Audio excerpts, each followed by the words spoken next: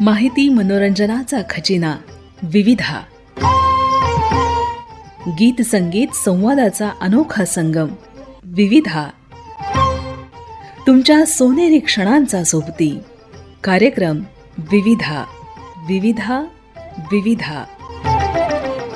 श्रोतेहो, आज विविधा अंतर्गत नमस्कार अमरावती या कार्यक्रमात सॉफ्ट स्किलमधून व्यक्तिमत्व विकास या विषयावर वरद तुळजापूरकर हेडा यांच्याशी नितीन भट यांनी साधलेल्या संवादाचा भाग पहिला आपण ऐकणार आहात. या कार्यक्रमाचे सादरकर्ते आहेत भैयालाल टेकाम. मंडळी नमस्कार. नमस्कार अमरावती कार्यक्रमाच्या एका नव्या भागामध्ये आपल्या सगळ्यांचं स्वागत. सॉफ्ट स्किल हा शब्द सध्याच्या काळातला अत्यंत परवलीचा असा शब्द झालेला आहे. काय अर्थ आहे या शब्दाचा? तर सॉफ्ट स्किल म्हणजे एखाद्या व्यक्तीचं स्वतःचं व्यक्तिमत्व आणि इतरांसोबत काम करण्याची पद्धत सुधारण्याचं कौशल्य किंवा तंत्र म्हणूया. आता यामध्ये संवाद येतो, नेतृत्व येतं, समस्या निवारण यासारख्या गुणांचा समावेश होतो. हे कौशल्य व्यावसायिक यशासाठी आणि करिअरच्या वाढीसाठी अत्यंत आवश्यक आहे. आणि मित्रहो, याच विषयावर आपल्याशी संवाद साधण्याकरता आजच्या नमस्कार अमरावती कार्यक्रमात आपण निमंत्रित केल्या अत्यंत अनुभवी अशा soft skill trainer Varad Tuljapurkar Heda यांना. आणि आजचा जो आपला विषय आहे तो आहे सॉफ्ट स्किलमधून व्यक्तिमत्व विकास. सुरुवातीला आपण वरद मॅडमचं स्वागत करूयात कार्यक्रमात. वरद मॅडम, तुमचं खूप खूप स्वागत आमच्या नमस्कार अमरावती कार्यक्रमात. धन्यवाद. मित्रहो, मला तुम्हाला सांगायला आवडेल की वरद तुळजापूरकर हेडा या अमरावती शहरात एक प्रमाणित सॉफ्ट स्किल ट्रेनर म्हणून ओळखल्या जातात. हैदराबाद इथल्या ICFAI विद्यापीठातून त्यांनी HR आणि मार्केटिंग या विषयात MBAची पदवी प्राप्त केली आहे. शिक्षणतज्ज्ञ आणि प्रशिक्षक म्हणून 15 वर्षांचा दांडगा अनुभव त्यांच्या गाठीची आहे. निरनिराळ्या कॉर्पोरेट कंपन्या आणि शैक्षणिक संस्थांमध्ये त्यांनी सॉफ्ट स्किल डेव्हलपमेंट प्रशिक्षक म्हणून सेवा दिलेली आहे आणि सातत्यानं देत असतात.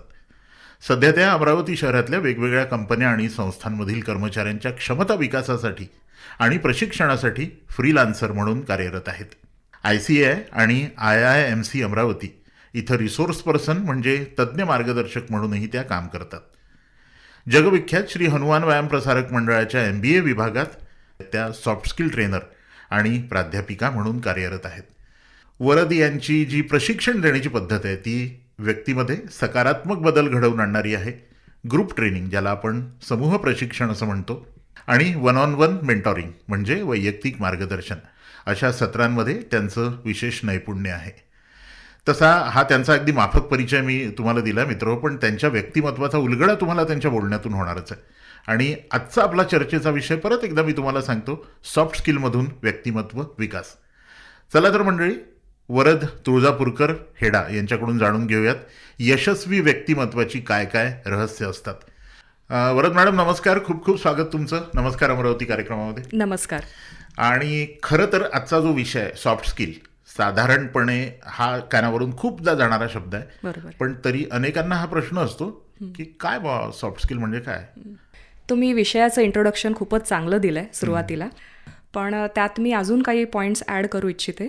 सो स्किल्स म्हणजे कौशल्य, आणि सॉफ्ट स्किल्स म्हणजे अशा स्किल्स ज्यांना आपण लाईफ स्किल्स म्हणतो, ज्या आपल्याला डेली लाईफमध्ये, प्रोफेशनल लाईफमध्ये फार कामी येतात. म्हणजे कोणत्या? सगळ्यात पहिले म्हणजे संवाद कौशल्य, म्हणजे कम्युनिकेशन स्किल्स, आणि ह्याचा वापर आपल्याला सगळीकडेच करायचा असतो. बरोबर. ते झालं. मग त्यानंतर बोलणं एकमेकांशी म्हणजे संवादच आहे. एक्झॅक्टली, कौशल्यच आहे. बरोबर आहे.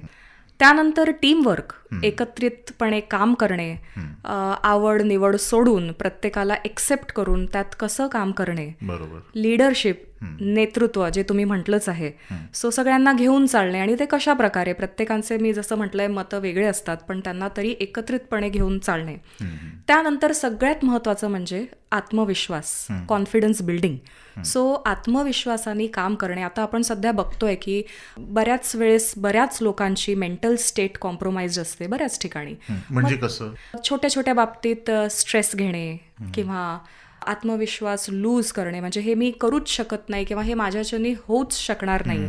आणि मग हे स्वतःला सांगून घेणे की मी स्ट्रेसमध्ये आहे आणि हे याच्यासाठी मी बनलेच नाही आहे. जी ही अवस्था सध्या झाली आहे, स्पेशली युवकांची मी म्हणेन. सो त्यासाठी सॉफ्ट स्किल्स हा विषय पिक्चरमध्ये येतो. म्हणजे हा कॉन्फिडन्स जो तुमच्यात आहे पण कुठेतरी हरवलेला आहे, तर त्याला परत आणून जागे करून पुढे सरकणे. दॅट बरोबर, इज व्हॉट बरोबर. Soft skills. वरद मॅडम, तुम्ही बोलता बोलता टेक्निकल स्किलचा पण उल्लेख केला. बरोबर. पण मला ना थोडंसं तुमच्याकडून टेक्निकल स्किल आणि सॉफ्ट स्किल यामध्ये काय फरक आहे, म्हणजे काहीतरी सूक्ष्म फरक असलाच पाहिजे त्यामध्ये. करेक्ट. तर मला तो तुमच्याकडून जाणून घ्यायचा आहे. सो टेक्निकल स्किल्स आणि सॉफ्ट स्किल्स ह्या दोन्ही नॉर्थ आणि साऊथ अशा वेगळ्या स्किल्स आहेत. बरोबर. म्हणजे अगदी टोकाच्या. दोन टोकाच्या. दोन टोकाच्या. टेक्निकल स्किल्स म्हणजे कम्प्युटर स्किल्स किंवा प्रोग्रॅमिंग स्किल्स म्हणता येईल, किंवा ज्याच्यात कुठलं टेक्निकचा वापर करू आपण.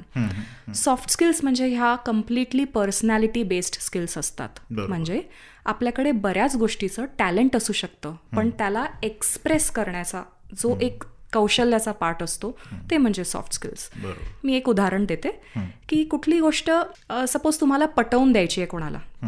ठीक आहे, तुमचा जो हा विचार आहे हा मला पटला नाही आहे, खरं तर त्याचे फॅक्ट्स असे आहेत, हे जर तुम्हाला पटवून द्यायचं असेल त्यासाठी माझ्याकडे पूर्ण नॉलेज आहे.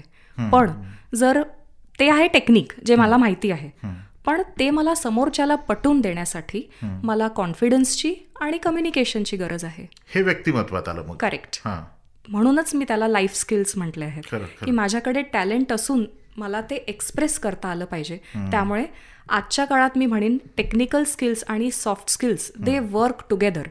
म्हणजे रेल की पटरी की तरह, पॅरलल, समांतर जातात. तुम्हाला parallel जातात. जेव्हा तुम्हाला दोन्ही स्किल्स तुमच्याकडे आहेत तेव्हा तुम्ही सक्सेसफुल होऊ शकता. बरोबर आहे. आताचा काळ हा खरं तर सॉफ्ट स्किलचाच काळ आहे. बरोबर. म्हणजे प्रत्येक साध्या साध्या गोष्टी घ्या, जग या 10-12-15 वर्षामध्ये इतकं झपाट्याने बदललेलं आहे. त्यामुळे सॉफ्ट स्किल या गोष्टीला फार आताच्या काळामध्ये महत्त्व आलेलं आहे. करेक्ट. तर हे महत्त्व असं एकाएकी आलं तर हे काय नेमकं काळामध्ये इतके बदल झाले आणि सॉफ्ट स्किलला इतकं महत्त्व आलं? तुम्हाला एक ट्रेनर म्हणून किंवा या विषयावर अभ्यास करता तुम्ही, म्हणून तुम्हाला काय वाटतं, काय कारणं असतील याच्या मागे? अचानकच सॉफ्ट स्किल्स असं एकदम पिक्चरमध्ये आलंय असं मी म्हणणार नाही. सुरुवातीला कसं होतं ना, जेव्हा इंडियात कॉर्पोरेट वर्ल्ड हा कॉन्सेप्टच नव्हता, म्हणजे मोठ्या कंपन्या नव्हत्या, MNCs नव्हत्या, तेव्हा काय होत होतं की कंपनीजमध्ये जे बॉस आहेत, जे ओनर्स आहेत, जे मॅनेजर्स आहेत, ते आपल्या टीमला ट्रेन करायचे की असं वागायचं नाही, अशी कंप्लेंट करायची नाही, आपापसात जर प्रॉब्लेम असेल तर तो असा सॉल्व्ह करून घ्या. पण जसं जसं आपण पुढे चाललोय आपल्या रिक्वायरमेंट्स वाढत आहेत. ओके, आपला बिझनेस वाढतो आहे आणि बऱ्याच गोष्टी आपण खूप सक्सेसफुली पार पाडतोय.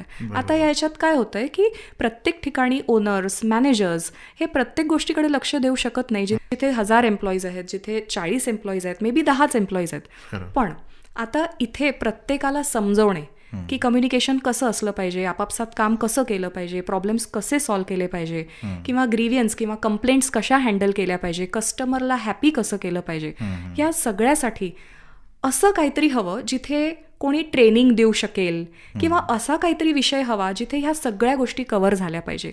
आणि तिथे हळूहळू सॉफ्ट स्किल्स पिक्चरमध्ये यायला लागलं. सॉफ्ट स्किल्स हा ह्युमन रिसोर्स मॅनेजमेंटचा कनेक्टेड सब्जेक्ट आहे.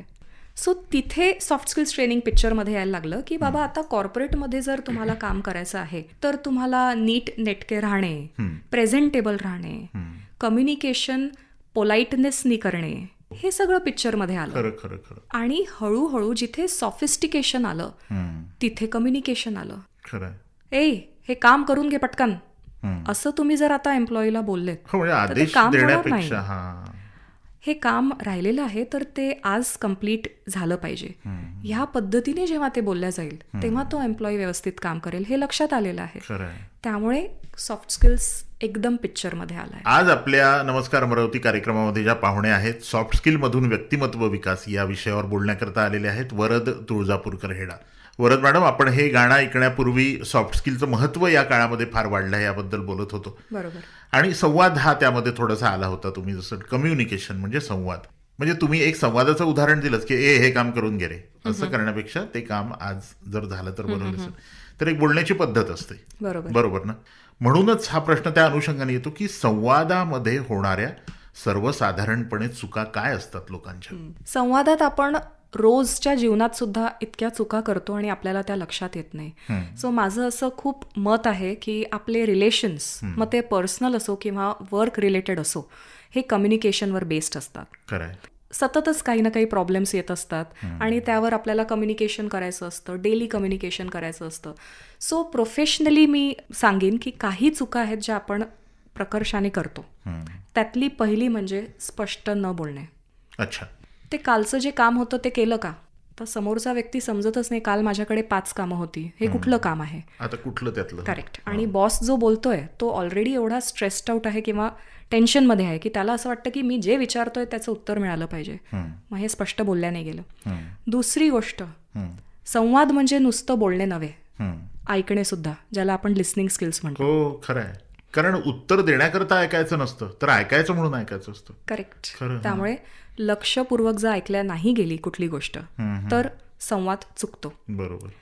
नेक्स्ट आणि खूपच महत्वाचं ते म्हणजे आय कॉन्टॅक्ट. जर आपण समोरासमोर कोणाशी बोलत असू आणि जर आपण प्रॉपर आय कॉन्टॅक्ट केला नसेल तर तो संवाद बरोबर होत नाही किंवा आपल्या भावना समोरच्यापर्यंत पोहोचत पण नाही. यामध्ये आत्मविश्वास किती काम करतो. खूप जास्त. आपण आय कॉन्टॅक्ट हेल्दी किंवा प्रॉपर करू नाही शकत तेव्हाच जेव्हा आपला कॉन्फिडन्स नाही आहे, नसतो, खरं. किंवा आपण स्वतःबद्दल शुअर नाही आहो किंवा स्वतःबद्दल आपल्याला सेल्फ डाऊट आहे, तेव्हा इथे संवाद चुकतो. केव्हा, जेव्हा आपण चुकीच्या शब्दांचा वापर करतो. बरोबर. आणि हे हमखास आपल्या बरोबर होतं. राईट. मी आत्ता तुम्हाला थोड्या वेळापूर्वी उदाहरण दिलंच होतं. शब्द किंवा टोन जेव्हा चुकतो तेव्हा काही ना काही मिसअंडरस्टँडिंग होतंच. बरोबर बरोबर. आपण जसं म्हणतो की भाषा ही संवादाकरता जन्माला आलेली आहे, पण जेव्हा तुम्ही म्हणता तसा टोन चुकतो तेव्हा विसंवाद जन्माला येतो. मग है ना, बिलकुल हा भाग होतो त्याच्यामध्ये. वरद मॅडम, मला आत्मविश्वासाने बोलण्यासाठी काय करावं, म्हणजे हे खरं आम्हाला आम्ही रेडिओवाले आहोत त्यामुळे आम्हाला जास्त गरज आहे गोष्टीची की आत्मविश्वासाने बोलायचं असेल तर काय करावं. बरोबर आहे. माझं मत आहे कॉन्फिडन्स हा अगदी खूप डीप लेवलवर असतो. कसा, जनरली लोक म्हणतात अरे काय त्याला, पॉझिटिव्ह राहा, है ना, एकदम स्मार्टली बोला, अरे भीती वाटत असली तरी काय आहे, तुम्ही दाखवू नका. पण असं होत नाही. कॉन्फिडन्सचा ना मला एक रूट कॉज वाटतो जो आहे सेल्फ क्रिटिसिझम किंवा ज्याला आपण सेल्फ डाऊट म्हणतो. म्हणजे आपण स्वतःबद्दल साशंक असतो किंवा स्वतःबद्दलच जरा गडबडलेले असतो की मी बोलणार आहे ते समोरच्यापर्यंत पोहोचेल का नाही. करेक्ट. हां. डे टू डे लाईफमध्ये कॉन्फिडन्स आपण का लूज करतो, तर त्याचं कारण मी एवढ्या वर्षानंतर फाइंड आउट केलं आहे. लहानपणापासूनच बघा बऱ्याच जणांची कंपॅरिझन होते, अगदी 2-3 वर्षाचे असल्यापासूनच. हो. कंपॅरिझन कोणाशी, तर फॅमिलीमधल्या कझिन्सशी किंवा मित्रमैत्रिणींशी किंवा शेजारी राहणाऱ्या एखाद्या त्याच्या समवयस्क. करेक्ट. त्याला पहा, त्याचं शिक, तिला बघ, तिच्यासारखं हो. यांनी काय होतं ना, मोठे होत असतो तेव्हा आपल्याला न्यूनगंड ज्याला म्हणतो आपण किंवा इन्फिरियरिटी कॉम्प्लेक्स हा हळूहळू वाढत जातो. आणि त्याचा दुष्परिणाम हा होतो की सेल्फ डाऊट किंवा सेल्फ क्रिटिसिझम. मला हे जमणार नाही, मी याच्यासाठी बनलोच नाही, मी तर हे बोलूच शकणार नाही, त्यांच्यासमोर हे मी माझं मत मांडूच शकणार नाही. आपण असेच मोठं होत असतो. हे मी जनरलाइज नाही करणार, पण बऱ्याचदा ह्या कारणामुळे कॉन्फिडन्स हा दगावतो. बऱ्याचदा आणि बऱ्याच अंशी. करेक्ट. आता प्रश्न तुमचा होता की कॉन्फिडंट कसं व्हायचं किंवा आत्मविश्वास हा कसा परत आणायचा. त्याचं उत्तर माझं अगदी वेगळं आहे. कसं? Self love. स्वतःवर प्रेम करा. येस. जेव्हा तुम्ही सेल्फ लव्ह किंवा स्वतःवर प्रेम करायला लागाल, तुम्ही जसे आहात तसे स्वतःला एक्सेप्ट कराल. माझी हाईट कमी, माझं वजन जास्त, मी गोरी, मी सावळी, माझे केसच असे नाहीत, मी दिसायला चांगली नाही, किंवा मला कळतच नाही कसं उभं राहायचं, कसं बोलायचं. हे जोपर्यंत आपण डोक्यातून काढणार नाही तोपर्यंत कॉन्फिडन्स हा येणारच नाही. स्वतःला जसे आहात तसं एक्सेप्ट करा. सगळ्यात पहिली पायरी ही आहे. खरं, एक्सेप्ट करणं. सेल्फ अवेअरनेस ज्याला आपण म्हणतो. माझी हाईट जर एवढी आहे तर मी त्यात बेस्ट काय करू शकेन. Okay. Height is something which is physical characteristic, ज्याला बदलता येत नाही. जे माझ्याकडे आहे, जो काही टॅलेंट आहे किंवा जे पण माझं शिक्षण झालं आहे, माझ्यात ज्या पण क्वालिटीज आहेत त्यावर फोकस करून पुढे चालणे, that is going to get confidence. ह्यानेच आत्मविश्वास येतो. मला या संदर्भात एक उदाहरण द्यायला आवडेल.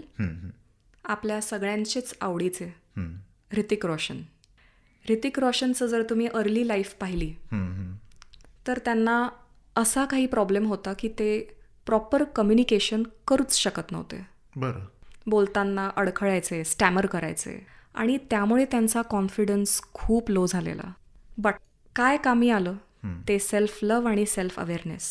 खरं आहे. त्यांना माहिती होतं की माझा हा प्रॉब्लेम आहे, पण त्याच्यावर त्यांनी प्रॅक्टिस करून तासन तास कम्युनिकेशन किंवा आरशासमोर बोलणे आणि चुका झाल्या तरी पुढे जाणे एक्सेप्ट करून आज ते कुठे पोचले आपल्याला माहिती आहे. खरं आहे. खरं आहे.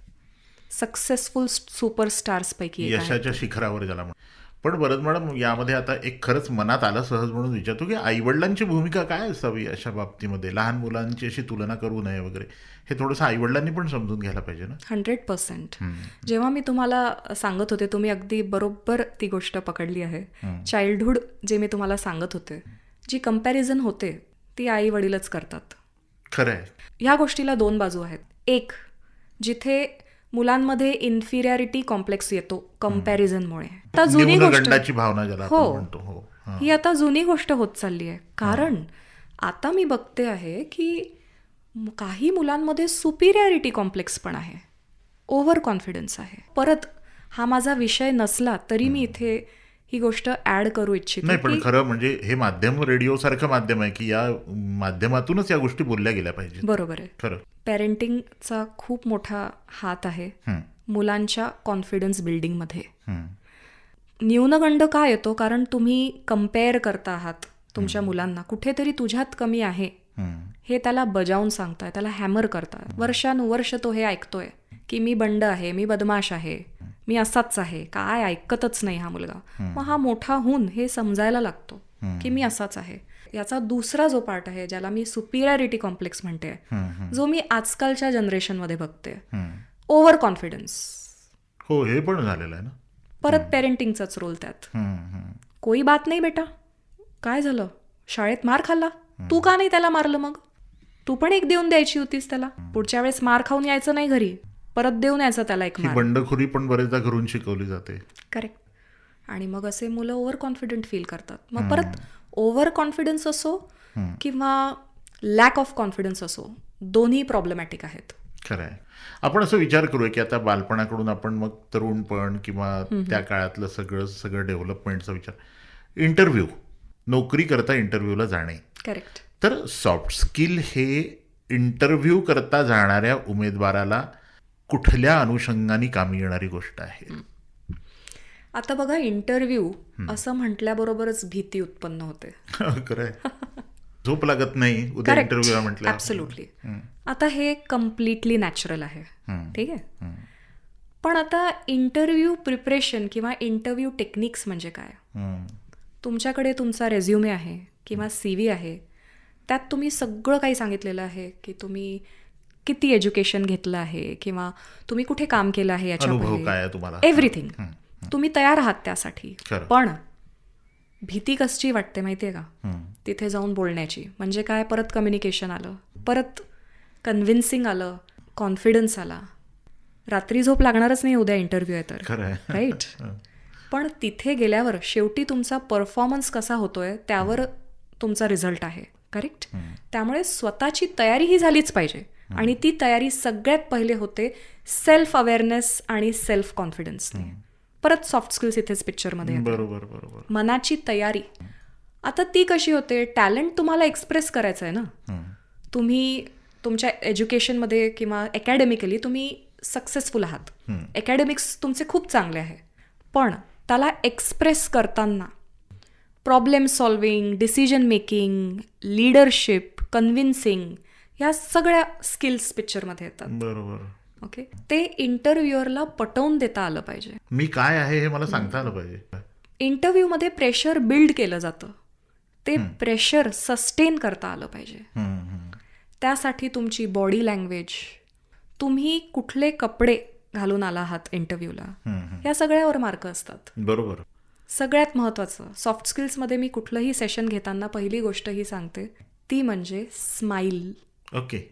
कॉन्फिडंट तुम्ही कसे दिसता? जेव्हा तुमच्या चेहऱ्यावर स्माईल असते तेव्हा. एक तर सगळ्यात आधी लक्ष जातं ते चेहऱ्याकडे करेक्ट. आणि मग चेहऱ्यावरच्या हास्याकडे. That's it. खरं खरं खरं.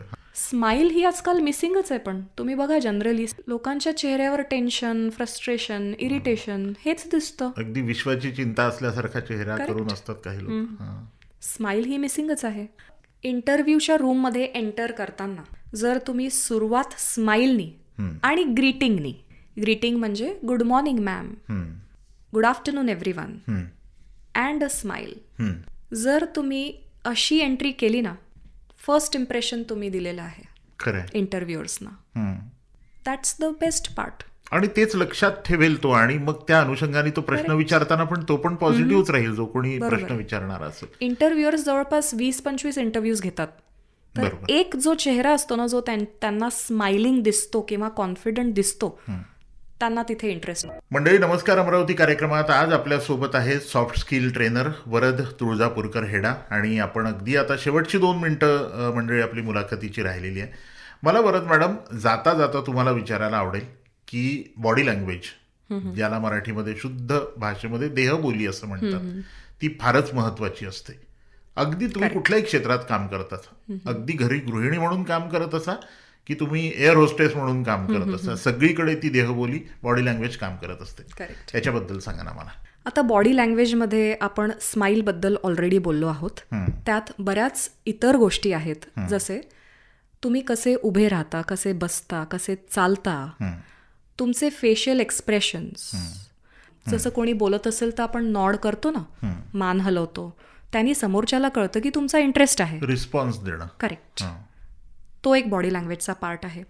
जेव्हा आपण सॉफ्ट स्किल्सबद्दल बोलतो आहे तेव्हा आपण रिलेशनशिप मॅनेजमेंटबद्दल सुद्धा बोलतोय.